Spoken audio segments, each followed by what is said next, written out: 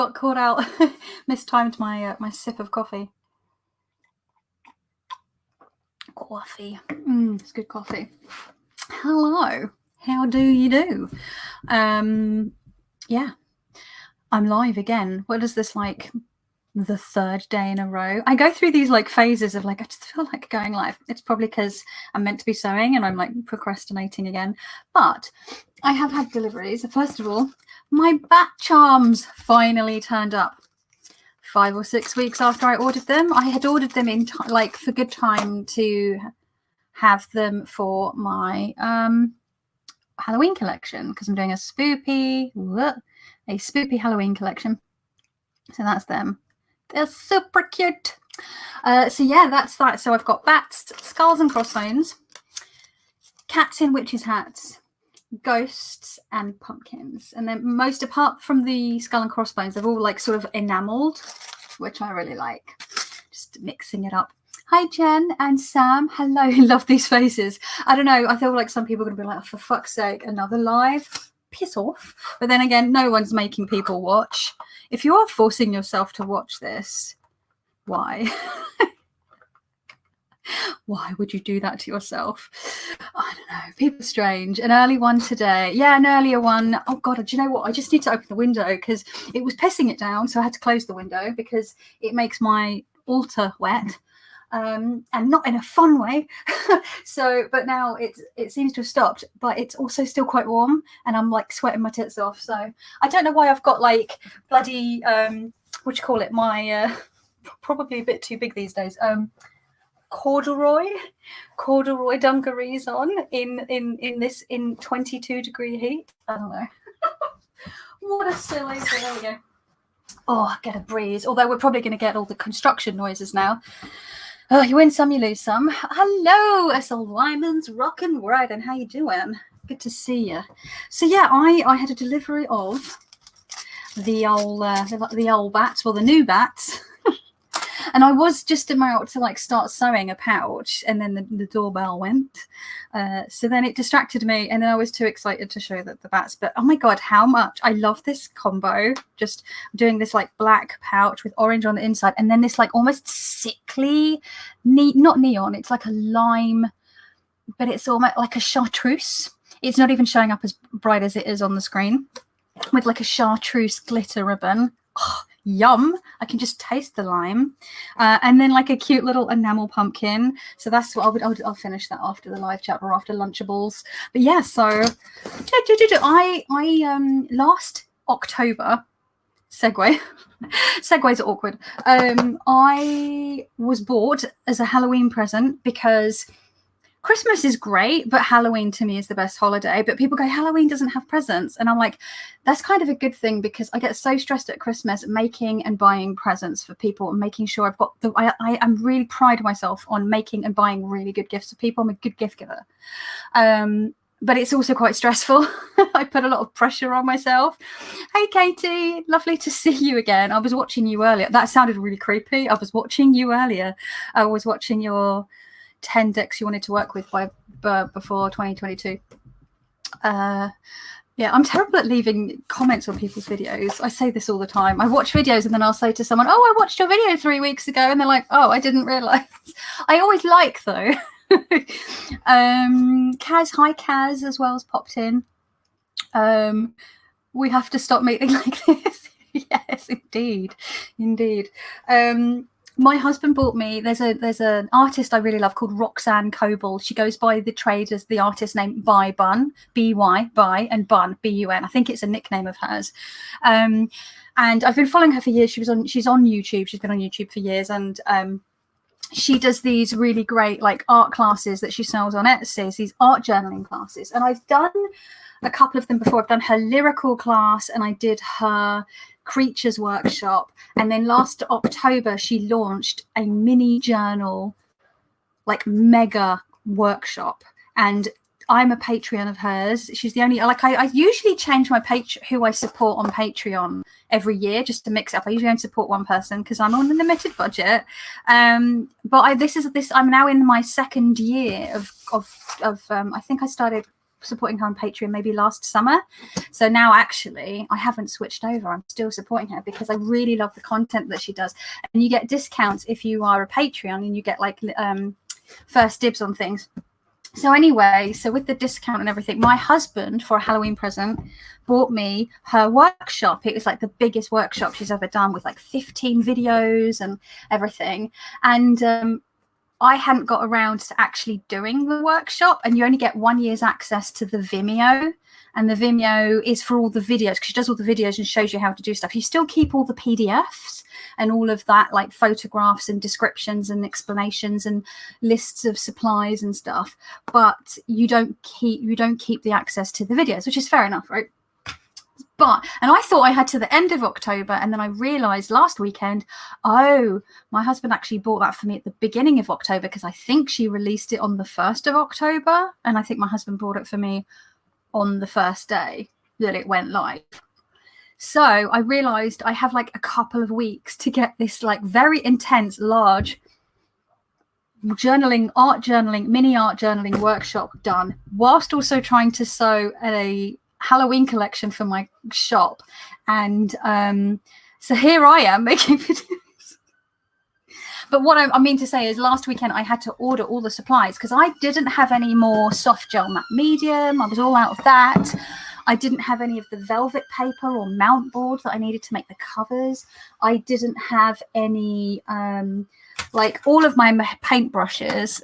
Like most of my paintbrushes have died. This is my paintbrush. I don't know why I'm showing you this. This is my paintbrush pot, and it's really, really gnarly. Like these really gnarly, gross ones, these cheapo ones, I just use for like laying down glue. In fact, I had to throw away my big, thick 1-inch glue brush because it has just died. I've got some cheapo watercolor brushes. I use synthetic brushes. But I didn't have any for like acrylics because they've all died, because I'm terrible at looking after my brushes. Really good at looking after my makeup brushes for my makeup work.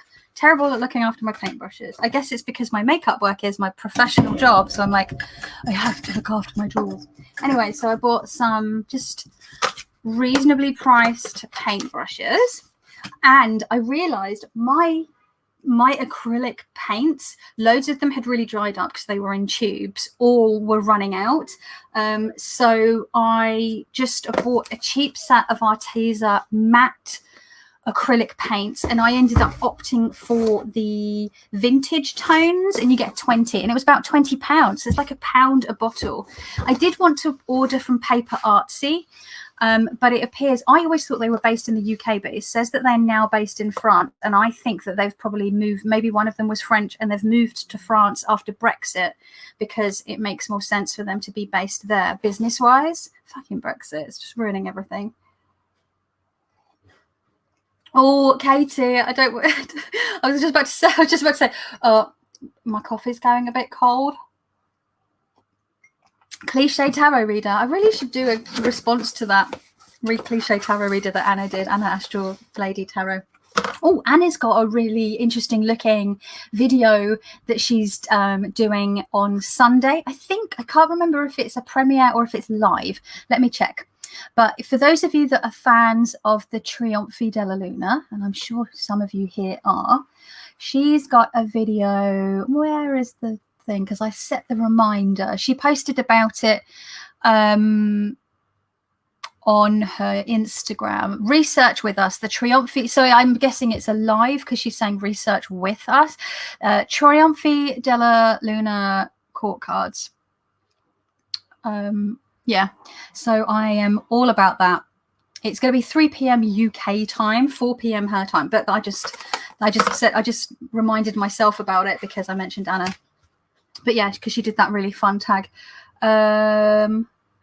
Discover Katie's channel this week. Love it. Yeah, Katie is one of the old school tarot tubers, or mid school, because I would class myself as mid school tarot tuber. But I think Katie's been around longer than I have.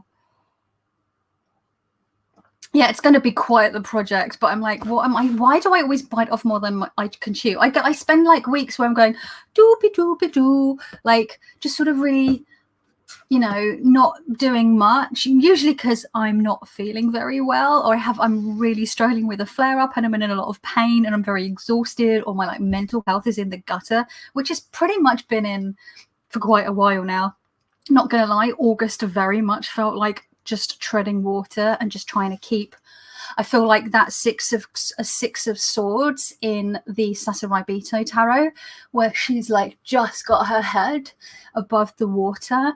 That's how I felt for like the entirety of August. It was a slog just every day. I just was just offline for a chunk of August.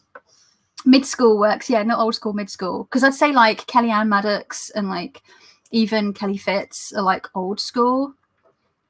Mid-school. And who else? A Phoebe. Hello, Phoebe. Natalie. Hello from Australia. So we've got a few Aussies in. Watched your squid cake video last night. Oh, thanks, Phoebe. I started to. Oh, yeah. See, no. I would say then you're probably old school. Then has it been since 2014? Because I was watching you when Kelly Fitz was because I think Kelly Fitz started in 2014. My God. You may ask a question, but I obviously reserve the right to not answer it. but please feel free. So yeah, anyway, can I finish? Anyway, can I say anyway any more times? We do Halloween presents, like me, my sister, my husband usually gets me a Halloween present, and me and my sister usually exchange presents. Well, I don't give my husband a Halloween present because he's not that bothered. He doesn't even want Christmas presents. He's not that bothered about Christmas. He's just more into like birthdays and anniversaries. But see, I usually get a Halloween present. Who's in the Philippines? Oh, Phoebe's in the Philippines. Wow, cool. And I'm not doing any live readings. No, I don't really do live readings online. It's not really my channel. I tend to only read for myself and family and friends. You're in Greece. Wow. I hope you're okay. I know there's been some like a lot of wildfires, although it was sort of more in and around Athens, wasn't it? Oh God, sorry, I'm just so hot. It's distracting. I don't mean that in like I'm talking myself up. I'm so hot. I'm distracting myself. I like physically feel too hot. Why am I wearing corduroy?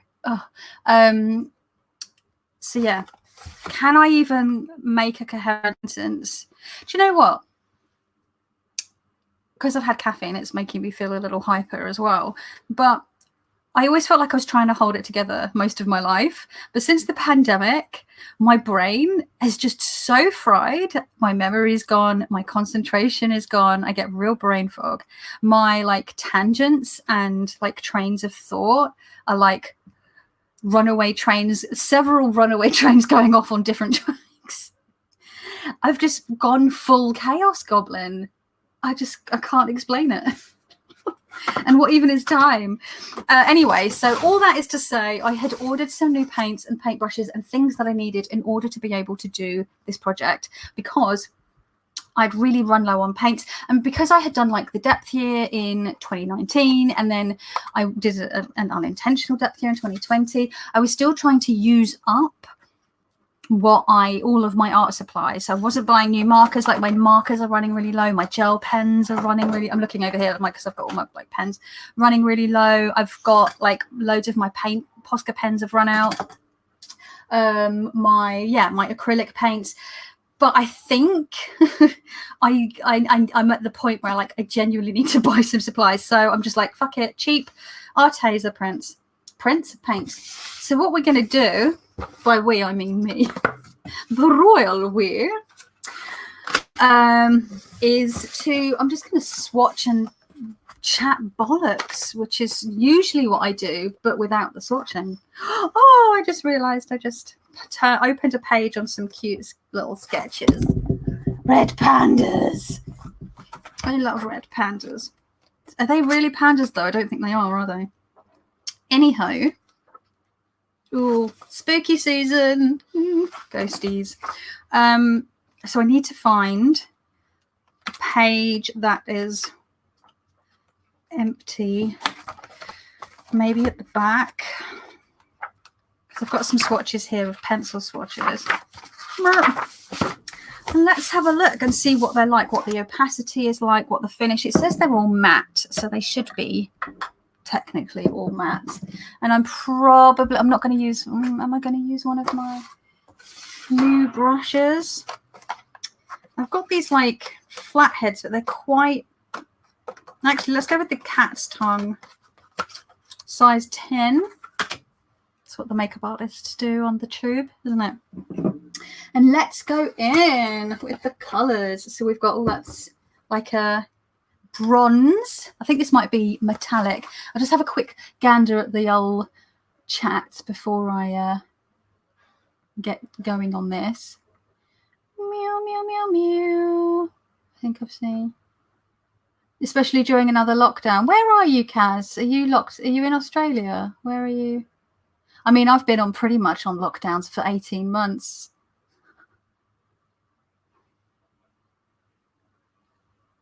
Not lockdown. Obviously, I go to like walk the dog and stuff. Meow. Everything is fine, says Elisa. I'm pleased that you're safe. That's good. V Kestrel, hello. You're right. Koalas aren't bears. No, they're not. That's true. They're marsupials, aren't they? I believe. Oh, in Canberra. Okay, so you are in Oz, yeah. Canberra. Okay, so I'm going to be lazy. Oh, they've got the little, that makes sense, right? Why would they not be sealed? Oh no, I'm going to have to undo every single fucking one on video. Oh no, don't rain again. Shit, sorry. I'm just going to have to like...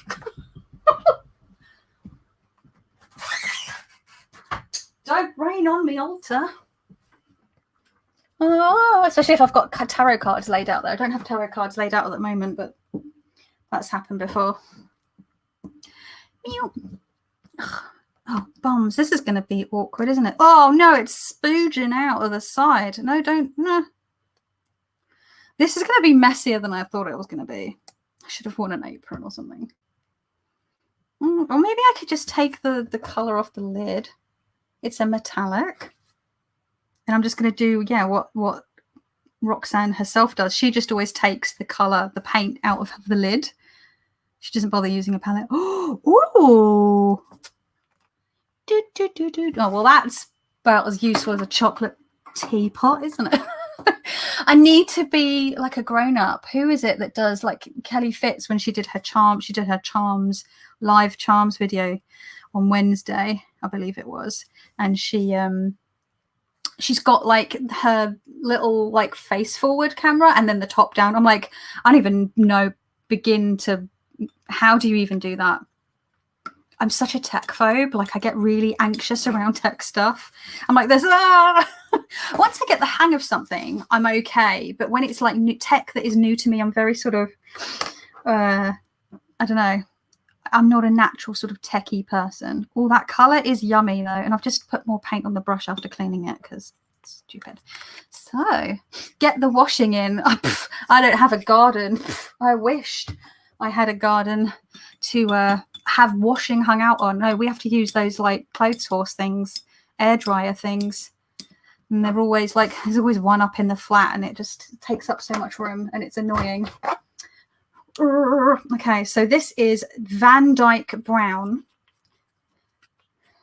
like Dick Van Dyke. Kelly Fitz is so legit, it's impressive, right? But she's always been, from what I understand, she's always been very like on the forefront. Like she was like really into gaming even like in the early days, and she's very like gung-ho. She like just dives in. She's very confident with that stuff. I'm always so impressed. I'm like, teach me your ways. Oh, this is gonna go, I'm gonna end up, I've got, you know, when your nails get a bit too long to pick at something, like you're worried you're going to actually break the nail. I'm at that point. So nails may break. It's absolutely pissing it down. If you can hear, I don't know if you can hear it, but because I'm in the attic, hence the slanty things.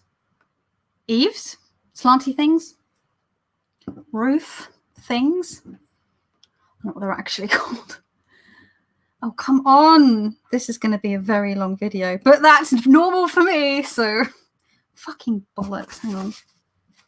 Shit. I don't want to like bite it with my mouth because I'm going to end up with like paint on my mouth, on my teeth, on my face. Oh, it's happening. Oh, can you hear that? It's torrential. which is great because our roof is leaking. It sort of comes through into the living room. So that's another fun thing going on. Just need to like win the lottery or something so we can like do all the repairs to our house flat. Oh, yeah, it's almost like a brown black, like a warm brownish black. I'm describing them to you because I can't show them. I will show them at the end. Oh, the anticipation, so much excitement. Off to work, says S.O. Wyman. At least I wanted to step in. Thanks, Sarah. You take care. Which song do you have in your head, Jen? So I was also going to talk about, whilst I swatched, tarot rituals. And actually, I've just realised, I'm like, where did this thing come from? But I was about to watch, when I was about to sit down and sew and the doorbell went, I was about to watch Step-by-Step Guide to How to Read Tarot Cards by Katie Flowers.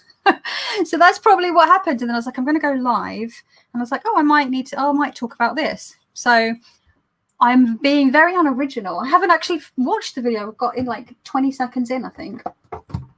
But I will watch it afterwards during lunch, I think. But I think it obviously just sort of set a train of thought off in my head, because I think we all have tarot rituals to an extent, right? And I think it depends on what we're reading for. Because I know, like James Feeney, right? He does professional tarot readings at a shop.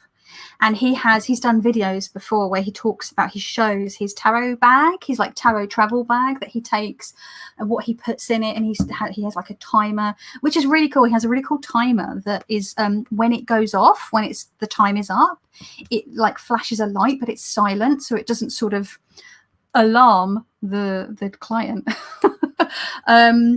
Which I think, I don't know, are they easy to find, timers like that? Not that it matters, I don't read professionally, but other people might want one, right? Anyway, but he talks about what he takes and what he uses to set the scene and all that stuff. And, you know, if you're a professional tarot reader reading in a shop, I guess the shop to an extent is going to set a scene because you're in like a woo-woo shop and there's crystals and the plinky plonky music and the incense, and, you know, I'm sure we've all been in shops like that, right? So it kind of already sets a scene. And I'm sure the room that you read in has got like, I don't know, like wall hangings to seem to be like a thing, right? And what else? Like statues and crystals, all that kind of stuff. So it sets a bit of a scene, and the person is going in and they're all like, ooh, I mean, I've done it. I've gone and had readings in shops like that before as well. But obviously James is taking his own stuff to set a scene. So he's taking a cloth and he has like a cleansing spray, I think. And hello, Shanina, you're right. God, all the Aussies are in. What time is it for you lot? And yeah, it's interesting. So I think if you're doing professional readings, clients probably expect a certain amount of plinky plonky music. I don't know what else to describe it. I think I got that term off of a TV show somewhere where someone said, listen to the plinky plonky music and relax or something. It was probably Ab Fab, actually. I think 9 p.m. Oh, okay. So it's not too bad. So you're 9 hours ahead, 9 hours in the future. It's almost the weekend for you. It's Friday evening. Cool. Oh, God, I hope our roof doesn't leak today. Stress. So... yeah, I think if you're going to a professional reader, you're expecting a certain amount of rigmarole, or I don't know what you'd call it, because, you know, it's their job. And different readers, different professional readers are going to have different things that they do. And by that, I mean, by rigmarole, I mean maybe you spritz, your client sits down and you like spritz the air, or you might like take a few deep breaths. You might ask the client to hold your deck. You might even ask them to shuffle your deck, right? Ooh, brave there. You might just get them to cut the deck. Like, I generally don't get people that I read for to shuffle the deck for me, because I find a lot of people find that quite stressful. They're like, oh shit, I didn't know there was like participation. But most people are comfortable to like cut a deck in however many piles they feel like, or some people say cut it into 3. I say cut it as many times as you feel comfortable, and then put it back together in whichever order you like, and then hand it back to me. Oh my God, I don't know if you can hear that rain, but a couple of car alarms are going off in the distance, so that's how heavy it is. And yeah, it's I think people expect that, so people are going to have different ways of going about that. But if you're reading for yourself, there's no one there to expect any sort of rigmarole. You're just creating the atmosphere ultimately for yourself, to get yourself in the right headspace, to delineate between, you know, your mundane life, your mundane time, your work time, or your whatever it is, and you do the same, Jen, that's cool. And to say, okay, now it's reading time. And for some people, that's a bit like, you know, casting circle. If you are, you know, in ritual, if you happen to be the kind of person that does that. I have to admit, as I've gotten older, I'm not so much into like casting circle and all that sort of stuff. Very, very rarely, unless it's like a real special occasion. Because, oh my God, you know how long it takes to like call all the bastard quarters and cast circle and all that stuff, and then I'm like, do I even need that? So most of the time, if it's for short, quick workings, I feel like you don't really need all that. Your mileage may vary. I'm not saying that's the way to do it. That's the way to do it. I'm saying that is the way I do it for the most part, but not always. And obviously we go through phases and we change things up. You know, the way I practiced 5 years ago isn't the way I practiced 15 years ago, isn't the way I practiced 20 years ago. These colours are yummo. So I'm going through all the neutral colours thus far. I wonder if it'll show up. And they are matte and they are fairly opaque. I am impressed. Considering they were worked out about £1 a bottle. Not bad, eh? Hello, Tycon, you all right? So, although this water's already looking a bit poopy, isn't it? Should have brought 2 jars up, one to rinse, one to I don't need to dip it, not watercolor. See, if I'm doing watercolors, I usually have 2 jars because I have one for rinsing and then one for wetting paints. But yeah, it's acrylic, it doesn't matter. Oh no, this one is slightly blown its load. Yeah, it's a bit of dry, gunky, and it's like snot color. This is olive green. Oh, I forgot to read the colors of the other. Not that it really matters. Who gives a crap? Camel, cocoa brown, yellow ochre, and olive green. Hulk green, I'm going to call this. It almost, yeah, looks a bit like the OG Hulk, not like Marvel Cinematic Universe Hulk color green, because he's more of a sort of a bold green. More of that like OG, do you remember the TV show, The Hulk? I used to love that show as a kid. I just generally like the Hulk. Oh my God, are they making it? I think I heard grumblings about a She-Hulk film. Oh my God, I'm a massive Marvel Cinematic Universe fan, like obsessed. I've been watching the What Ifs over on Disney Plus. Oh shit. Oh, that might be something. I bet this is a, hang on a second.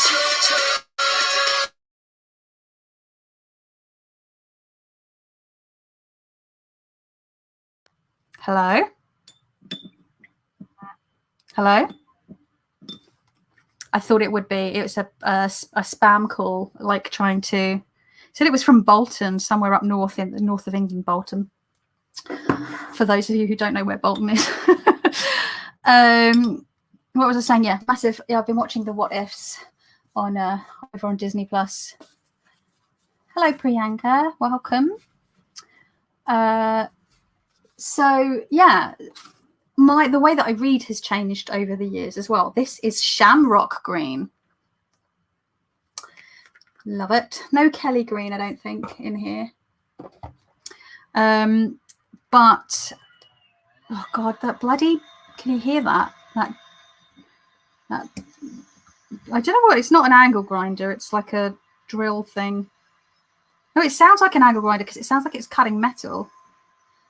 Oh, this Shamrock Green is yummo. Oh, I am so impressed with how opaque. The payoff on these is really impressive. £1 a bottle, folks. What? I was like, they're going to be shit, aren't they? Although I have seen people saying they're pretty good. You know, and I'm just using this for crafting, so it doesn't matter that it's not super high quality. I'm just using it for art journaling for the most part.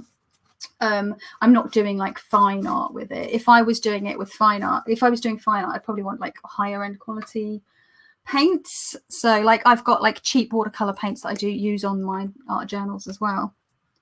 Don't use the fancy stuff on the art journals. Sam loves She-Hulk. She-Hulk is awesome. So yeah, I think there's going to be a film. So yeah. So yeah, when I used to read, when I got my first tarot deck, all the way back in about 1997. God, I feel old saying that. I remember I got the deck home. I opened that box. I'm pretty sure I read the book cover to cover, and then I immediately laid out a spread for myself using the key spread in the book. And that was the one, that was my go-to reading, like spread for years. Hello, Kyle. I absolutely loved that spread. And I didn't bother, like, you know, lighting candle. This one's slightly more transparent than the previous ones. Well, if I lay a slightly thicker coat, it's still a bit better.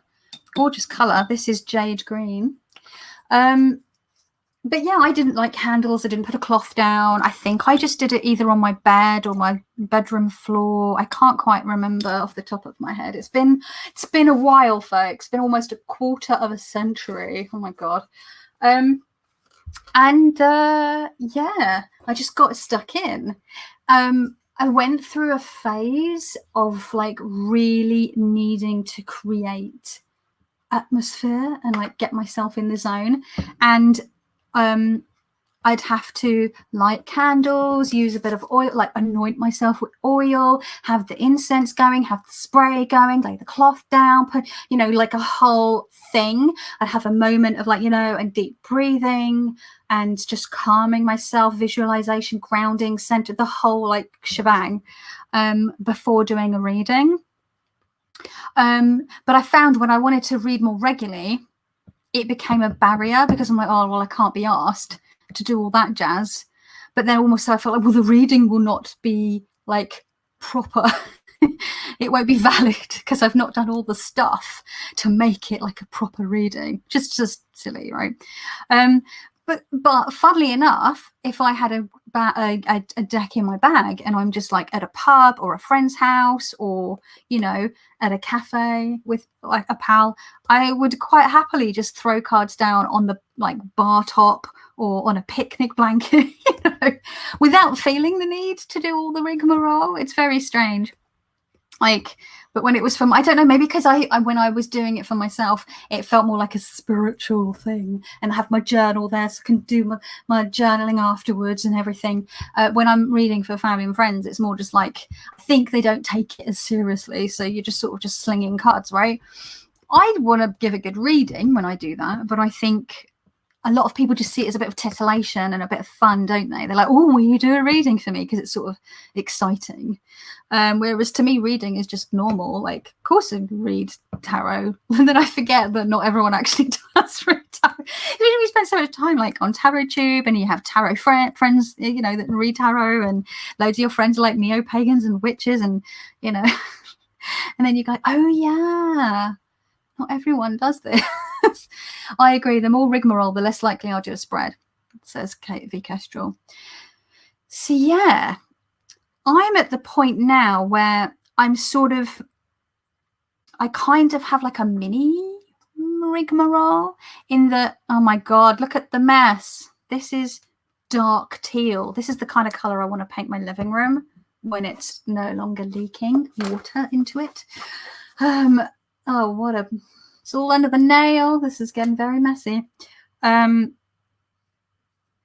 I'm at that sort of point now where I have a couple of things that I do. Like, I will try to sort of take a few breaths and sort of calm myself.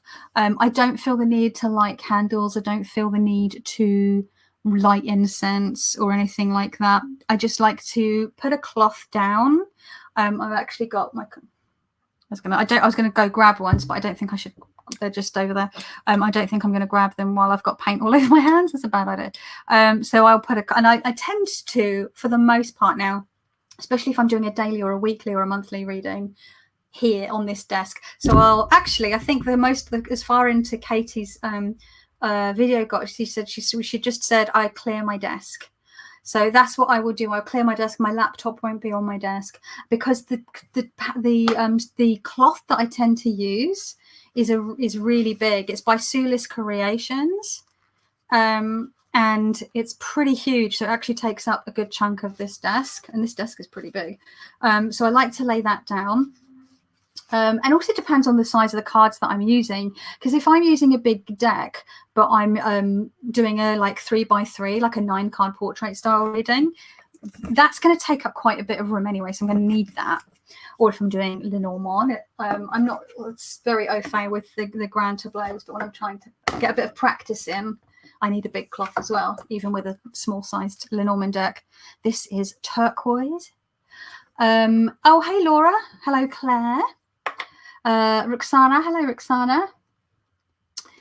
Quite a few of you in. God, it's really warm here, so I keep moaning. I'm such a Brit, moaning about the weather all the time. Oh, it's my coffee. Oh no, I'm not going to say it. I'm just going to drink the bitter coldness. I'm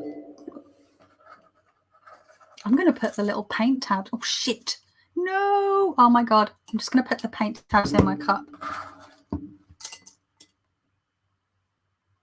Oh God, okay, I thought that was open already. This is going well. Oh no. Like an overgrown toddler, especially wearing these dungarees. Anyway, so jealous of the weather. Oh no, it is. I would so much prefer to not be like having swamp ass in the middle of September. Ugh. It really, like, the heat really messes with like my fiber and my ME as well. It really like sets all my symptoms off. Holy mackerel, Batman. I'm trying not to swear. Oh, that's pretty. Yum, yum, yum. So what was I saying? Oh, that was it, about like having the cloth. Yeah, and I'll get my little tarot. I was gonna say trolley, my tarot trolley, my tarot journal out, and a pen. And sometimes I'll take a picture on my phone of my card, or if it's a one draw. I very rarely pick one card these days. I've very much gone in with the whole, 3 cards, at least 3 cards, which is why I struggle now with positional spreads. Because if I'm doing a spread and it's like, this represents your such and such, or this is what I need what I need to hold on to, or whatever, like in the position. For me now, one card isn't enough. I'm like, what am I doing with this? I feel like how I feel with like really random oracle decks. The one I always joke about. So I've got hair. When I joke about a fairy giving a unicorn a bath, those kind of oracle decks, and the word is like majestic, and you're like, I don't know what I'm doing with that information or this image. Like, now I feel like that with like positional spreads with one card. And I actually did an experiment the other day. I did a reading that was positional. It was a 3-card spread, but I did 3 cards for each position, and that was pretty interesting. So I think you need at least 2 cards, preferably 3. So I'm not doing readings, Roxana, sorry. Yeah, it's interesting. Why was I saying I can't remember why I was saying this. Oh, the photos. See what I mean? Oh my God.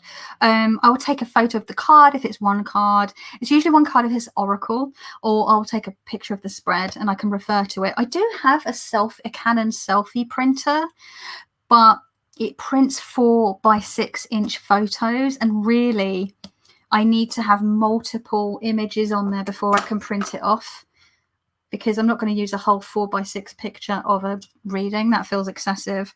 And they do sticky paper now as well, sticker paper. Oh, that's a little bit transparent. It's not as opaque as I'd like. These earlier ones, though, these first ones, these browns and stuff, they've got really nice really nice opaqueness and the really lovely sort of matte chalky texture. Yes, perfect. And the reason I bought specifically matte, for those of you who want to know, is that if I'm doing art journaling and I'm doing painting, I then want to do mark making on top of the paint. So I'll take like a white gel pen and I want to, like, you know, scribble, doodle, write things, draw things. And if you've got glossy paint, it's not going to work on it. But if you've got matte paint or chalk paint, or even like paint pens, like the Posca paint pens, the gel pen will work on top because it's got a bit of grip to it. So that is why I like to have the matte paint. So in case you were wondering, although to be fair, you probably weren't, because hello Diane, lovely to see you. Aqua, that's a great idea. I take photos and then remember to look at them. Yeah, I kind of just look at it just throughout the day, and, like, you know, or throughout the week. I go through phases of doing daily tarot readings.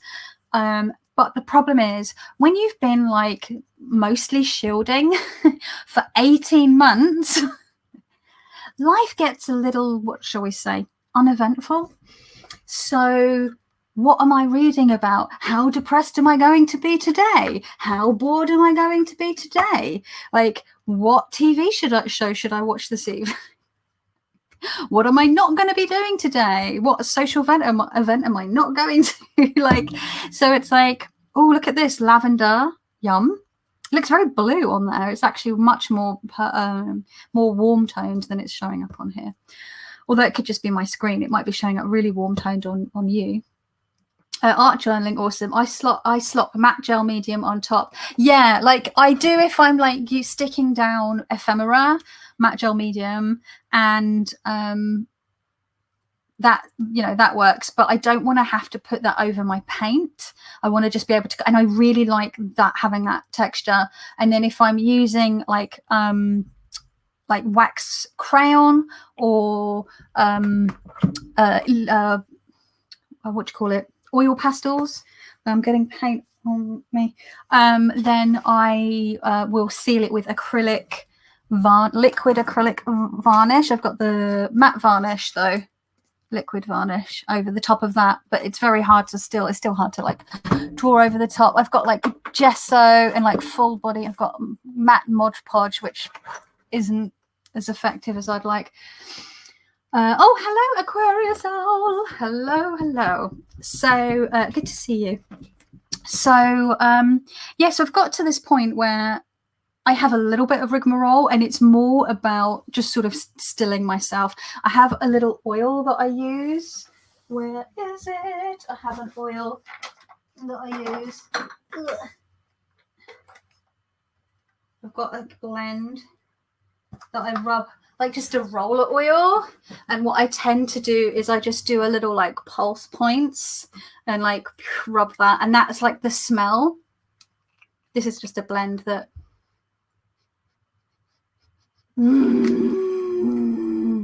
that someone sent me. Kathy sent me.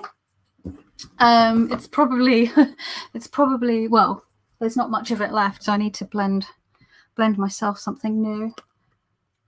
But that helps get me into reading mode. But now, on saying that, if I am doing a reading as part of a ritual or spell work, that's an entirely different matter. I have to have the bells and whistles, because it's got more. It almost feels like. Sorry, I think I've been bitten by a mosquito on my wrist. I think it's like if I'm doing like a week ahead reading or a month ahead reading, or just reading on a particular subject, like a sort of down to earth mundane thing, I don't feel like I need all that rigmarole, right? But if I'm like doing a reading about a particular form of spell work, or it's a part of the spell work, or if it's an Esbat or a Sabbat, then you've already got the bells and whistles going anyway, because you're in ritual space, right? You've got your candles, you've got your plinky plonky music, you've got your incense going. I mean, I'm saying that, I'm making a lot of assumptions. I do. And because I'm in ritual space, that mood has already been set. But I like it differentiates it, because it feels like it's more important doing like little 3-card readings. They're like a week ahead 3-card reading. or a 3-card reading on a particular matter, as Tom Benjamin's book is called Tarot Down to Earth, it feels very, it's grounded, right?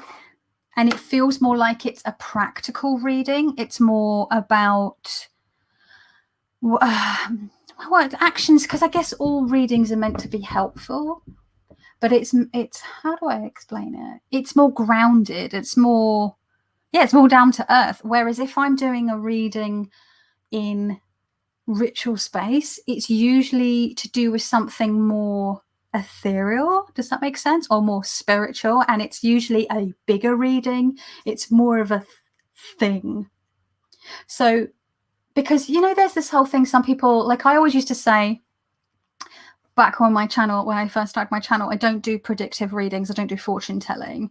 I use tarot as a tool for self-reflection, as a spiritual tool, part of my spiritual practice. And yeah, it didn't really jive with that whole fortune tellery side of things. And the way that I read has shifted over the years. I mean, I read with pip decks for the most part for a start. I mean, who would have thunk it? But also, I guess I do kind of do some sort of fortune tellery stuff now. So we always sort of talk about in the community, or just tarot readers generally, like, oh, what kind of tarot reader are you? Do you class yourself as a fortune teller? Do you do predictions? Do you use it as more of a psycho spiritual tool? Because when I started getting back into tarot after a bit of a break, I was, you know, I sort of got back into it via Kellyanne Maddox back in about 2012, I think it was, about end of 2012, beginning of 2013. I got sort of dusted off my old lost shows then. And she talks very much about sort of tarot as a sort of psycho-spiritual tool, right? When I even hear the two words together, psycho-spiritual, I see Kellyanne Maddox in my head. So that's the way I sort of came back into it, because I'd sort of moved away from that woo-woo side of things.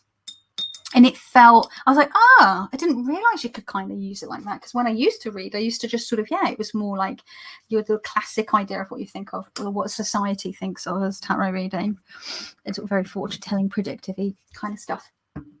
So, so most of us sort of put ourselves in camps, right? We're like, well, I don't do predictions. I only use it as a psycho-spiritual tool. Well, I'm only a fortune teller. I don't use it for like wanky self-help bullshit. Like some people are really like against it.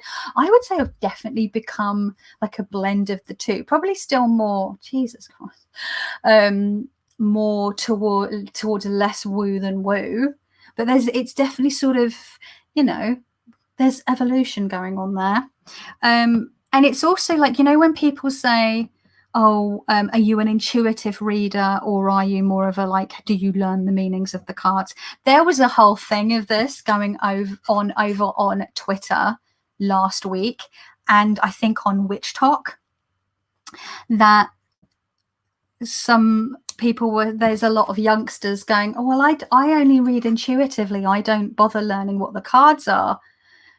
And there were other people saying, well, surely you should learn what the cards mean, because it's a system. Otherwise, just use any fucking deck. Why pick tarot, right? And I'm with them on that, because I don't understand how people can say, well, I read intuitively, but they've never, ever cracked a book about tarot. Tarot is a system, right? It's like saying, oh, I read Lenormand intuitively. What? Lenormand has a system. You know, or I read runes intuitively. Like, you don't actually look up what the runes mean. You just like do it by like, what is it, hashtag vibes only, or whatever it is that the youngsters are talking about. Also, I just realized I didn't share, there was this plum purple and wine red, and they are scrumptious. This almost looks like it's going to be like a dried blood color. Very goth. And yeah, if you want to like read intuitively, I do think you should learn what the cards mean first, because you need to know the rules to break the rules. And I think you need, because I know people go, oh, but there are archetypes that speak to us and on a profound and deep ancestral level, so I know what they mean kind of anyway from like the Akashic record, like whatever. Okay, fine. But I think I think it helps to like read what the cards mean and have even like just a passing, a basic understanding, and then like go nuts for donuts, you know. And I'd say I definitely read a combination of the two. You know, I've been looking at and reading and collecting tarot now, I guess. Well, collecting tarot more the last 5 or 6 years. But for like I said, for almost 25 years, and I have so many different like decks that present each card in such a different way. Some of them really, you know, obviously you've got your standard Smith-Waite's and your Marseilles and your like Thoth decks, and then you've got like the iterations of that. But then you've got decks that, like the Numinous Tarot is a good example, which I've finally put away because I keep grabbing it and I'm like, no, because it's spooky season. Sorry, Numinous, but you've got to go away because you just keep tempting me. So I've put it in the box, out of the way. What did I just look at? Raspberry red. This is yummy. And you know, what was I saying? Oh my god, I got distracted by the paint name because then I started thinking about raspberries because I had raspberries on my breakfast this morning. My brain. What was I saying? What did I say? I've completely, it's like literally fallen out of my brain. I'm just going to see. Let's go through the chat before that. So, because otherwise, let's see. Saw Laura pop in. It rained yesterday. It was glorious, says Claire. My lock screen on my phone is my Animal Oracle card of the month. That's cool.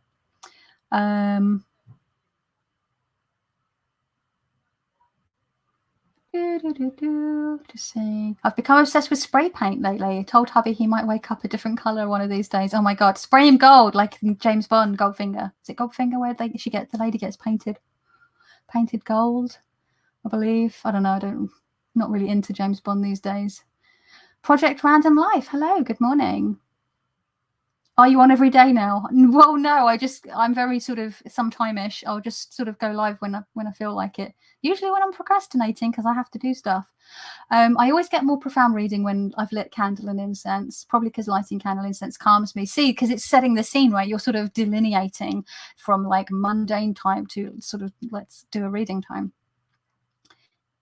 Oh Lord, not that argument again. It's never ending. Which argument, Claire?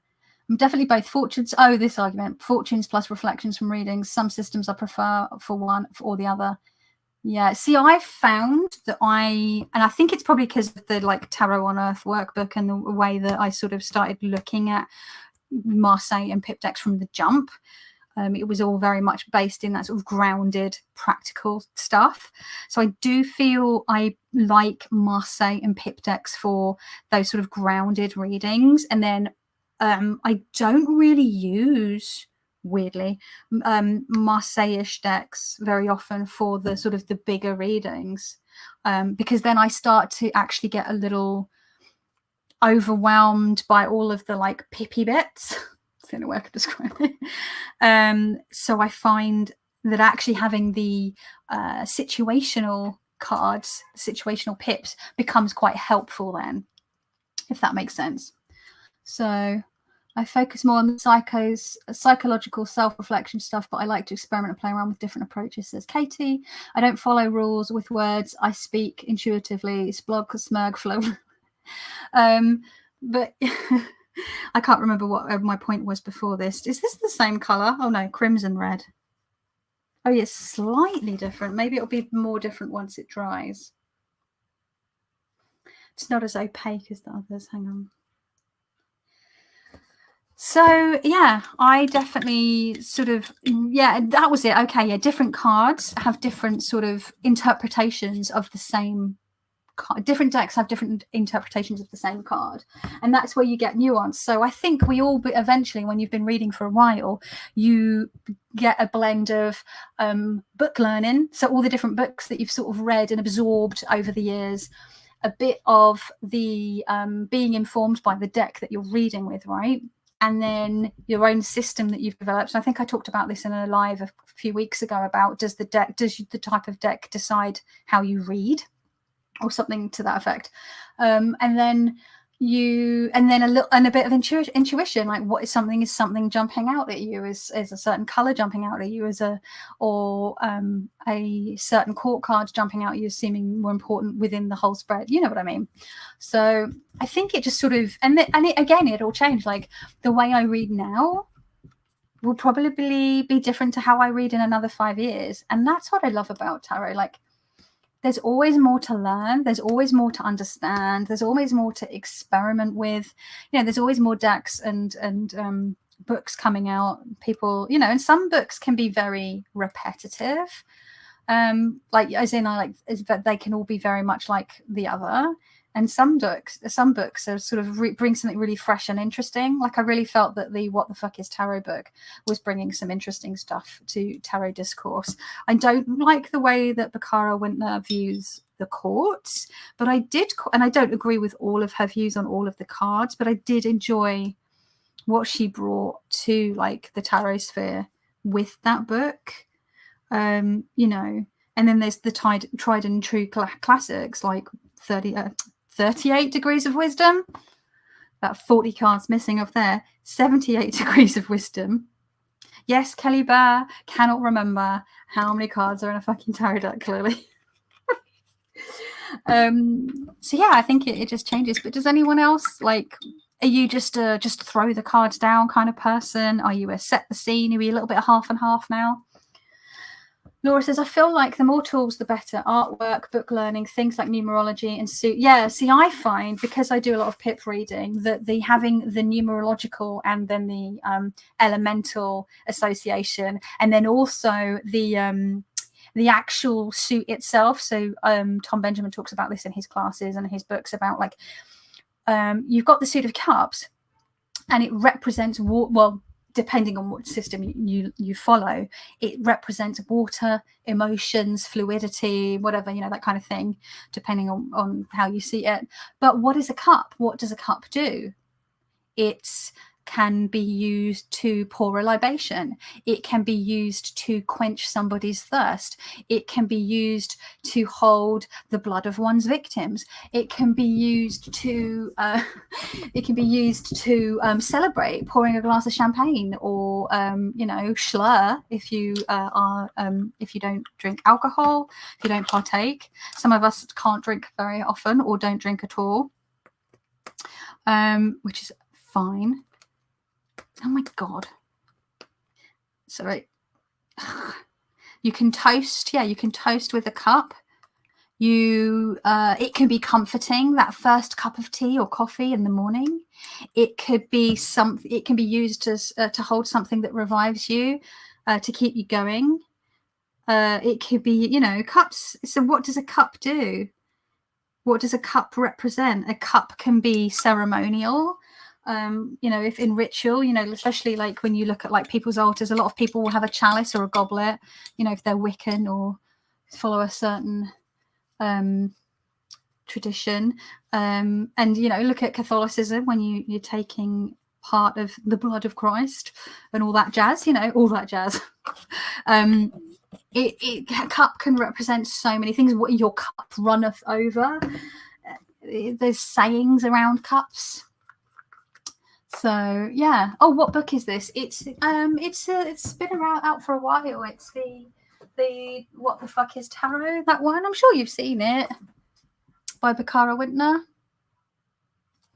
There was a really good interview with her a few years ago. I think it was on Lindsay Mack's tarot podcast, where Baccara talks about her experience with tarot and writing the book and why she did the book and stuff. But yeah, it's a good book. I vehemently dislike the way she talks about the courts, like the Swords fam. She talks about them as families, but they all feel very, very negative. And I still haven't quite landed on how I feel about court cards and how I read them. I tend to sort of be a bit all over the place with court cards, even now. And she very much is in the camp of they represent a person, whereas I'm not so much that, because I think they can be more nuanced than that. But let me see. Swords fam, When you seek out the Swords family house, you end up in the suburbs, in a neighbourhood chosen for its low crime rate and excellent public school system. Dinner consists of a protein, vegetable and starch and is on the table at 6:30 p.m. every night. It's pretty good. It would be better with wine, but there is none in the house. The conversation is perfunctory and polite, consisting of summarising their days and goings-on at school or work. No voices are raised. Dinner ends at 7:15, by which time you're really, really fucking bored. Routine and structure are the backbones of this family makeup. This environment can feel severe, dry and strict. And then it talks about like each one. So the daughter, she talks about the daughter of swords would be the page. She doesn't mean to, but the daughter of swords is the well-meaning ruiner of everything. A chronic overthinker, she will suck the life out of a possibility before it even happens by mapping out every possible negative outcome. So, you know, that's pretty negative. And then I'll do another one. The Pentacles family, she talks about them being boring.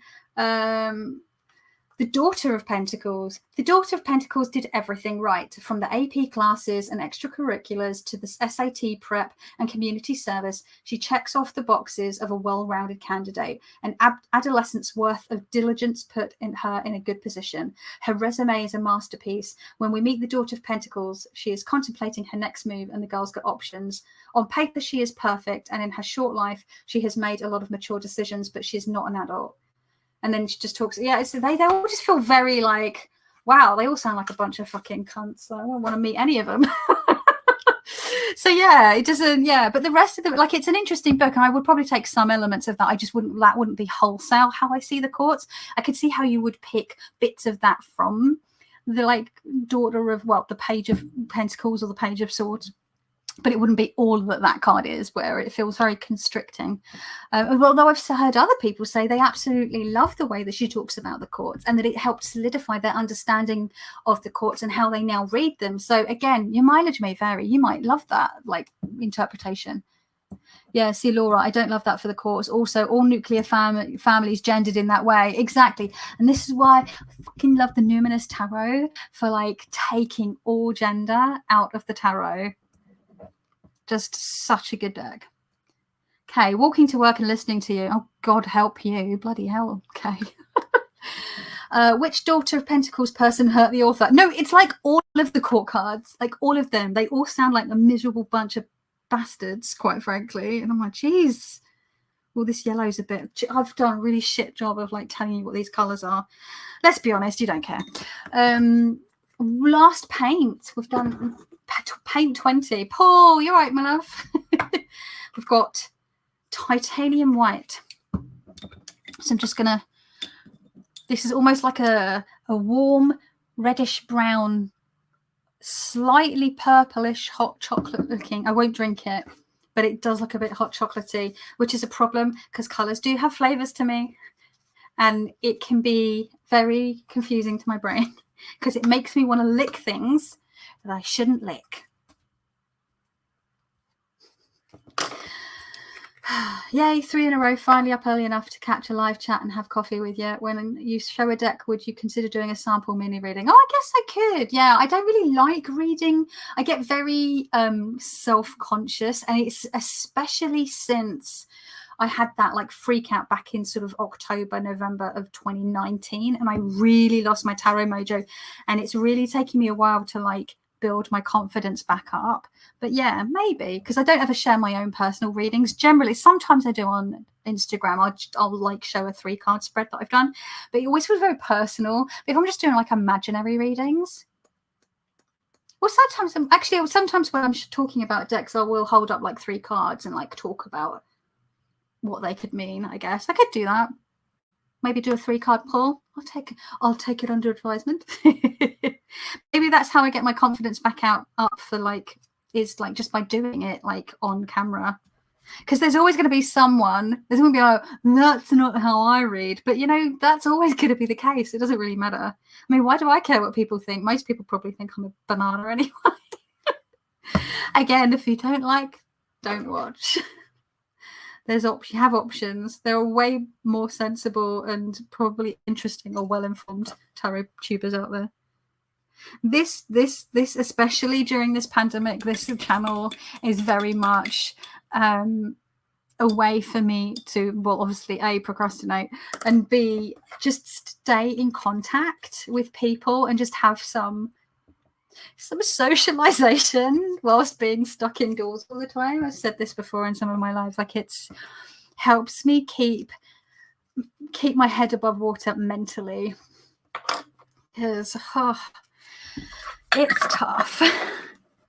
It is tough, you know. I'm here and I'm like, you know, but you don't see the flip side, which is me just absolutely just struggling sometimes to just get through a day, just to get through the day.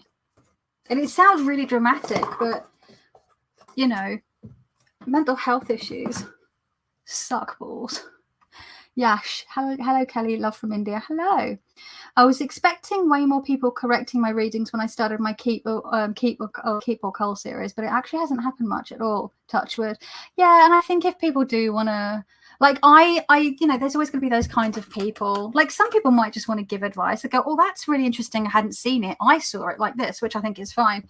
But you know, I've never been the kind of person that watches someone's reading and then go, "Well, I don't like." It's just not what I want to spend my time doing. Like, if I think that's not how I read, I go, "Oh, that's not how I read," because I'm aware that people read differently. And I don't, although I say you should probably learn what the cards mean before you read intuitively, and I do think you should, because tarot is a system. Once you've got that under your belt, I really do think that, you know, there is no real right or wrong way to interpret cards ish. There's probably a couple of caveats there, but you know what I mean? Like, some people, like we said, are really into the fortune telling and only fortune telling, and that is totally cool. Some people are it's just psycho-spiritual. I don't have any woo, I don't do any predictions, and that is also totally cool. Some people, like myself, are a bit more of a blend, probably more on the psycho-spiritual side of things, slowly edging a little bit on the woo side. But you know, that's also fine. Some people will see, you know, like the reason I couldn't get on with the modern spellcasters tarot, despite absolutely loving the artwork, it's so fucking cool, was that it was the associations were swapped, and I was like, ah, and I tried reading it my way around with my associations, elemental associations, but it just didn't work for me. So I passed that deck on. Sandra at the Whispering Well, I passed that on to, I believe. And it's now got a home for someone who can enjoy it. And, you know, some people are going to be like me, and they're like, no, cups are water, swords are air, wands are fire, and pentacles are earth. And other people are going to have a different association. It's like where, you know, Arthur Edward Waite was like, no, I think strength should be 8 and not 11. He swapped it round, and he had his own reasoning for that.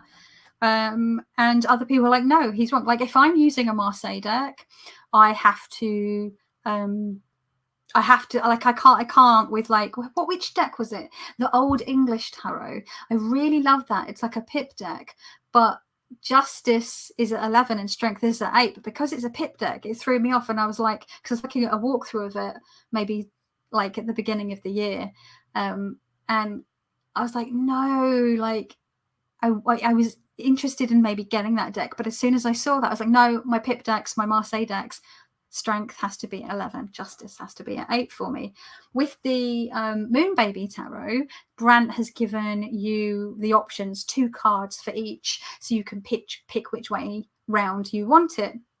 So apparently in the original Hoi Polloi Tarot, it has the Marseille numbering, it has the traditional numbering, but because it is a Smith-Waite deck, it's a Rider-Waite-Smith based deck, I will have Strength at 8 and Justice at 11, despite the Hoi Polloi actually being the other way around, because it's just the way my head works with those. And it doesn't ultimately, like I've heard people say, well, once it's shuffled in, it doesn't matter to them what number it is. But to me, numbers have become quite important.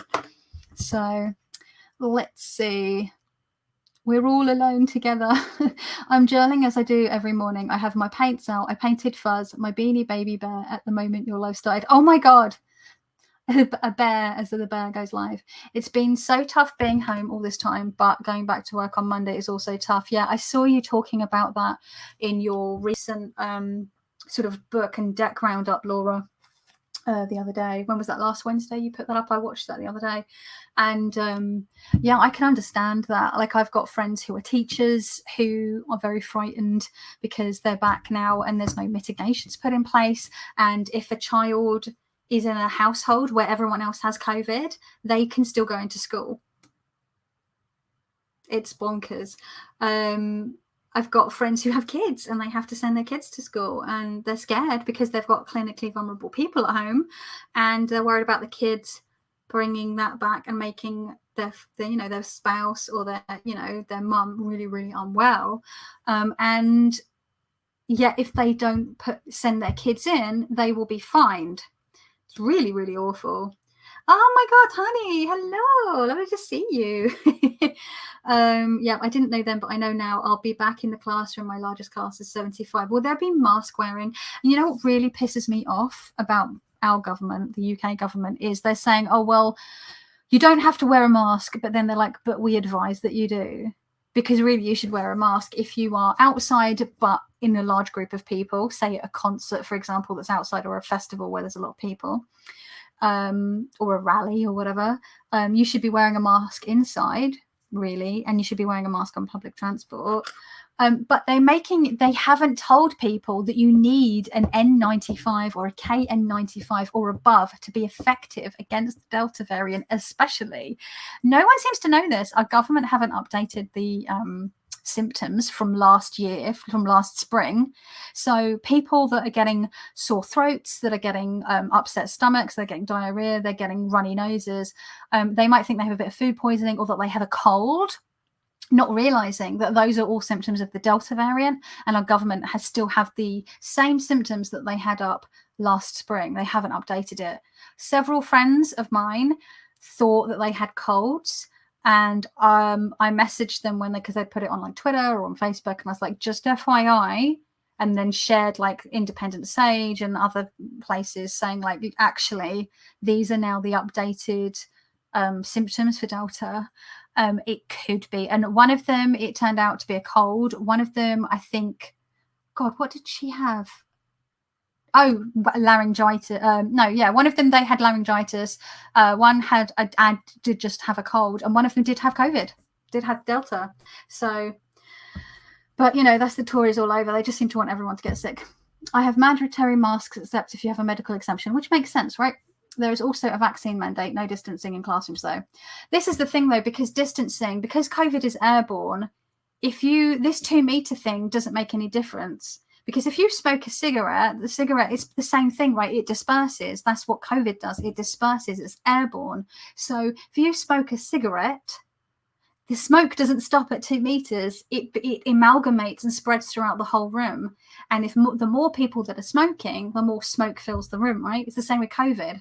So it doesn't matter if it's 2 meters. If you're in a room for any particular length of time with no adequate ventilation or filtration, it's just going to fill up the room. The longer that person is breathing that out, the more it's going to fill up.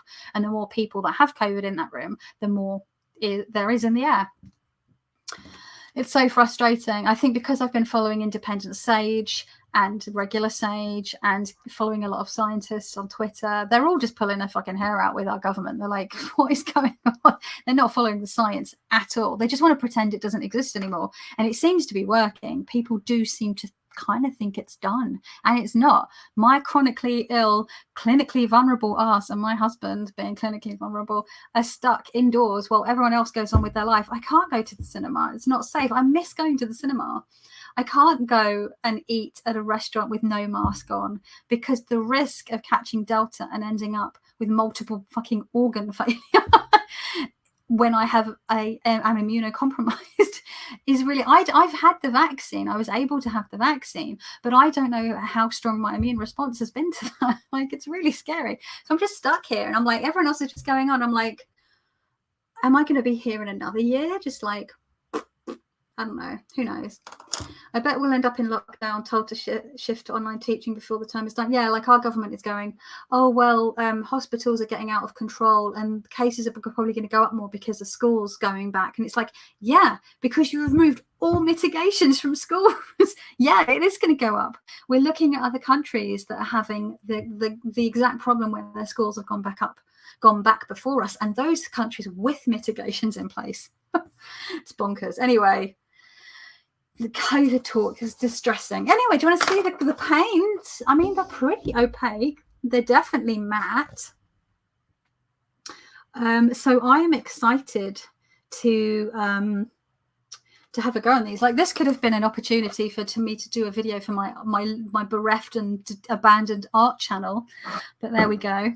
Never mind. I need to go and make some lunch because I'm pretty hungry.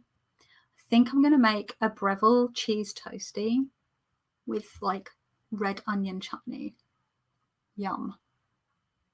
So let's just have a quick gander at the live chat, and then I am going to get out of your hair.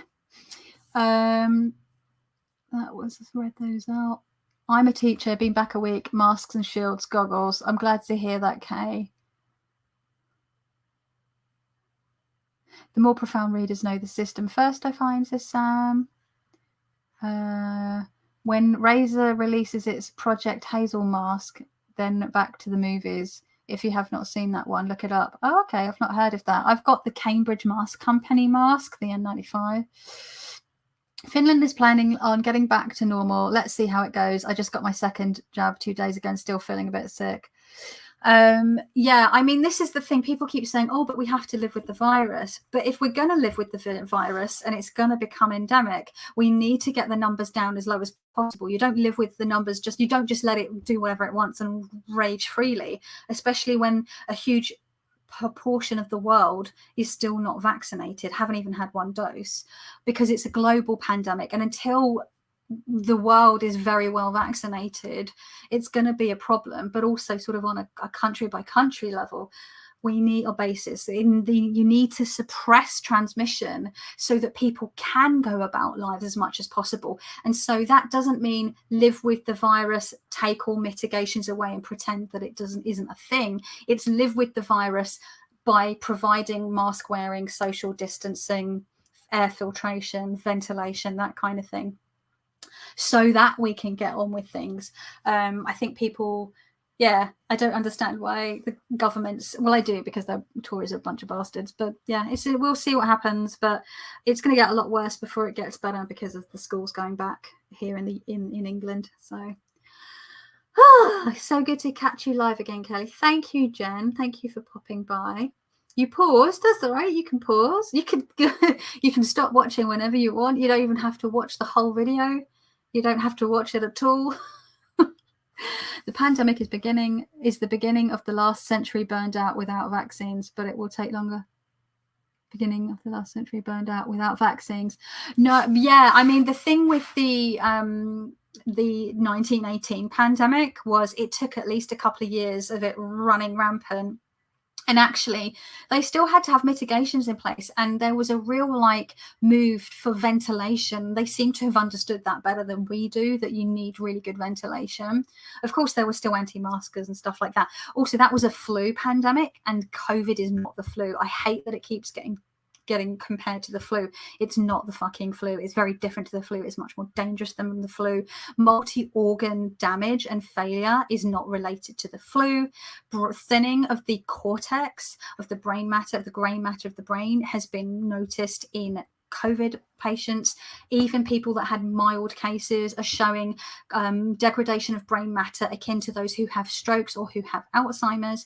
And we don't know the long-term effects of COVID at all yet, because we're only 2 years in, not even 2 years in, almost 2 years in, because it was the end of 2019, hence C19, because we are not far away from it enough to know what the long-term. So unfortunately, with the 1918 flu pandemic, there was later in life, especially for younger people that had it but survived, there was a prevalence, there was a problem with Alzheimer's disease, and it seemed to have been like a long-lasting effect. You know how like some people can end up with shingles if they'd gotten sick, is it with chickenpox when they're younger, it can re-emerge as shingles in adult, and it's a lot worse as an adult.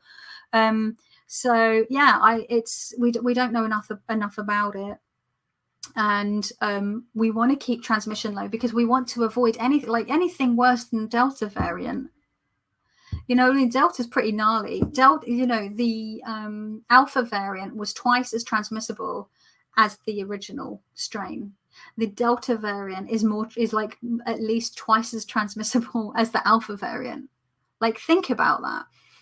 So we don't have enough people vaccinated yet. So you've got virus floating around, vaccinated and partially vaccinated and unvaccinated people. If you're not protecting children, we don't know what the long-term effects of that are, but we need to stop them from also transmitting it to more vulnerable people.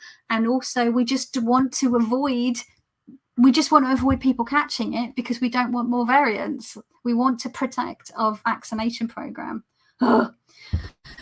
But yeah, I feel like I'm just talking into the void, or I'm either preaching to the converted when I'm talking to my friends who feel the same, or just like trying to talk to people that just think it's a hoax or whatever. And I just can't, because I literally have people that work in healthcare who are so burned out and upset and fed up and done and like running on empty. I'm like, this is not a fucking hoax, let me tell you. My dad is not lying to my face on the phone. He's not lying to me about what he's dealing with his work as as an ambulance service medic, paramedic thing, you know, like. Anyway, bye Kay, you take care. The pandemic, yeah, we saw that one. Liberals, I like that here, want to just start pretending things are done. Yeah, and that's the thing, those people that can kind of pretend it's all done means those of us that are like vulnerable can't do things. Like if I knew that my local cinema had really good ventilation and filtration, and everyone that went in had to be double vaccinated and had to wear a N95 or mask or above, and they had reduced capacity, I would feel more comfortable going in and seeing a film, right? But it's all bets are off. So I'm like, well, I'm just stuck. I can't do it. So it's some people are getting on with their lives, though those of us who are chronically ill, those that are disabled, are stuck, just left to rot, basically. There we go. Hello, Earthquake, Kelly Runeshine. Interesting name. Yeah, our numbers are skyrocketing, but people aren't taking it. And people go, I'm bored of it. It's like, bitch, do you think I'm not bored of being stuck indoors for 18 months? Some people have never dealt with chronic illness or disability, and it really showed, because people had 6 weeks locked down in their perfectly healthy bodies, and they were climbing the walls. And it's like, some of you have never been bedbound or housebound, and it shows, because I have.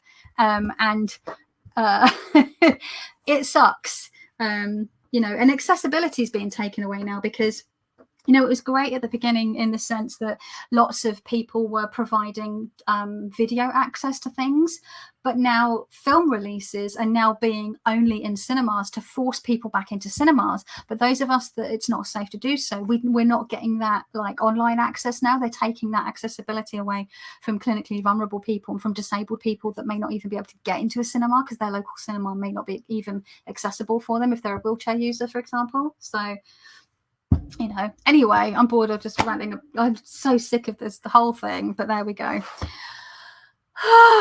And breathe. I need to go make some Lunchables because I want to watch the Independent Sage meeting at 1:30 p.m. because they do that live every Friday. Yeah, this was a whole thing. The colours are really drying now, so really lovely matte chalky colours. I'm really impressed for £1 a pop, essentially, for £1 a bottle. Not bad. And they do 3 different sets. They do like a brights, I believe, a vintage selection, then I think they do a mixed selection, which might be a few colors, half from the vintage collection and half from the brights, I think. But I thought, well, I'd rather just buy them both separately. Obviously I just bought one for now because money. I'm not rolling in it by any stretch. Canberra organised pop-up drive-ins. That's a great idea. Scotland was doing that in the summer, but obviously it gets a bit too cold and wet up there after a while. Seems accommodations are only taken seriously. Yeah, I was going to say that actually. Able-bodied are like, wow, we can't do things. And suddenly working from home was very accessible. Online access to media and stuff and art became accessible. And now that able-bodied and healthy people are going back into the world, the rest of us are just left here going, hello? Hi. Remember us? No? Oh, okay, fine. I'll just fuck off then. Enjoy your lunch. Thanks for hanging out. Thanks for hanging out, you folk, as well. Other than Blair and the guy who gives me injections every few weeks, the only people I see are YouTubers. So yeah, like YouTubers helping to keep me going and like not completely lose my marbles, because I've had some moments, let me tell you. And real talk, there's been some times where it's been very, very dark. I'll leave it at that. So thank you for joining me. Hi, Scott. I'm just about to leave, I'm afraid, to go make some lunch. Thank you for joining me for whatever this fucking was again. I don't know, I'll be going live. Maybe tomorrow, maybe in 2 weeks. Who knows? I'll see how I feel. I should probably sew some pouches this afternoon. And yeah, you know, look after yourselves. I've got paint on my laptop. I was like, what's that? That's paint. That's okay. It's scratched off because it's metal, so it just came off. So yeah, I hope you all stay safe. Get your N95 masks or above. They're going to protect you and others. Get your jab if you can. Obviously, not everyone can for health reasons. I know people that can't because they are recipients of organ donors and are unable to take, and various other people who can't take it. So that's fair enough. We are taking it so we can protect them. Socially distance. Wear a mask. Behave yourselves where it matters. Have fun where you can. And look after yourselves and each other. And I will see you when I see you.